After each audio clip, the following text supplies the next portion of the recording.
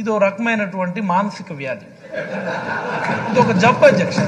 It's a medical emergency, it's a medical emergency. మీరు దయచేసి ఈ శాసనసభ ఆవరణలో ఉన్నటువంటి డాక్టర్ని పిలిపించి ముందుగా ఆయనకి పరీక్షలు చేయించి హాస్పిటల్లో జాయిన్ చేయించి జబ్బు నయమైన తర్వాత మళ్ళీ ఈ అసెంబ్లీకి తీసుకొని వస్తే ఈ అసెంబ్లీలో ఉన్నటువంటి శాసనసభ్యులందరికీ మంచిదని, ఇకనైనా ఆయన 40 సంవత్సరాల అనుభవం అన్నారు, చాలు ఆయన సేవలు చాలు ఈ రాష్ట్రానికి, రెస్ట్ తీసుకోమనండి. నిన్న కూడా ఆయన ఒక మాట అన్నారు అధ్యక్ష, ఇదే ఉండండి అధ్యక్ష, ఇది మీరు వినాలి. మరొక 6-7 నెలల్లో మీరు చాలా చూస్తారని ఒక మాట అన్నారు అధ్యక్ష.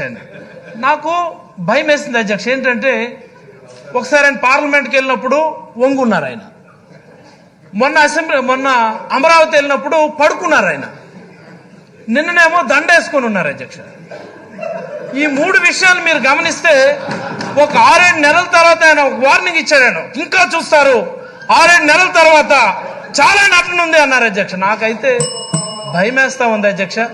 దయచేసి మీరు డాక్టర్కి చెప్పి హాస్పిటల్లో జాయిన్ చేసి పూర్తి స్థాయిలో వైద్యం అందించి మళ్ళీ అసెంబ్లీకి వచ్చే విధంగా మీరు చర్యలు తీసుకోవాలని